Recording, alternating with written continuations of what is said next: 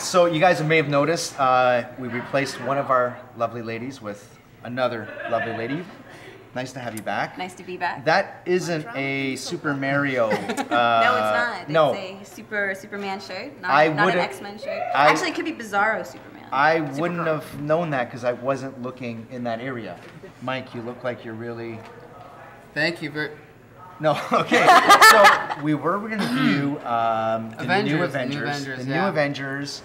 I know nothing about it. Well, the thing is Brian Michael Bendis, you know, he's Marvel's highest paid writer, most popular mainstream writer there probably is for the past like 7 years. So we decided to cover one of his more recent new Avengers trades because this is their top man. This is who they're paying to get new readers in the door. Lauren, let's start off. Okay, Open it up. well, I did enjoy the new Avengers for the most part. I'm not typically your Tights and Flights type of fan, but also just the whole mystical Sorcerer Supreme type deal with Brother Voodoo also was very interesting. Stephen Strange.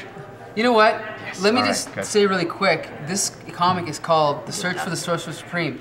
What it's about, before we get to you, Michelle, what it's about is that Doctor Strange has given up his role as the Sorcerer Supreme, so they know there's going to be a new one, and the Eye of Agamotto is seeking out the new Sorcerer Supreme, so they have to figure out who it's going to be before it happens for some reason. And each issue is sort of like another clue into who it's going to be.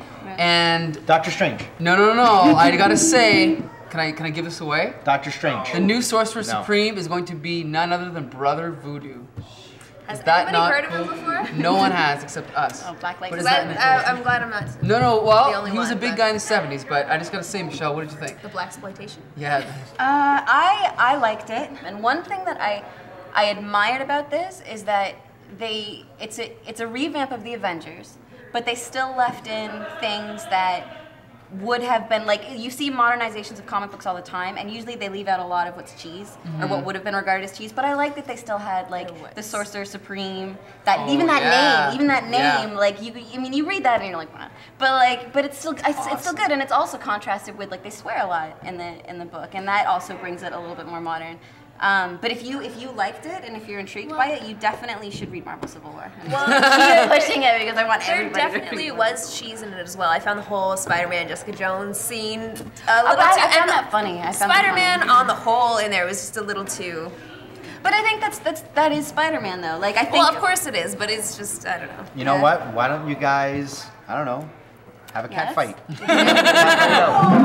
I gotta say, I like that he brings all the 70s characters back. Spider-Woman, Luke Cage, Brother Voodoo, right? All these 70s characters. He appreciates the 70s, but Brian Michael Bendis' dialogue is so forced to me. And his humor, it's like he'll have this decent scene, and in the middle of the scene, he'll have to have 4 panels of Spider-Man and Jessica Jones arguing, and it's so forced. It was a little long. And it's not funny, you know what I mean? No, it wasn't as good as the Ultimates or It brings it down. at all. It brings, you're right, it's like if you just cut out that crap, it would actually be good, but it's almost like he's so popular and so high paid that everyone's afraid to tell him that he's not doing something right. They cut Wolverine out. Wolverine has maybe 4 lines in the entire 4-issue trade. And why can't they do that with Spider-Man? That's the thing that I liked about this, was it introduced new characters that I wasn't familiar with. They spent 40 years of Spider-Man revealing his identity to everybody he meets. Daredevil, you want to know it? Here you go, Aunt May, everybody.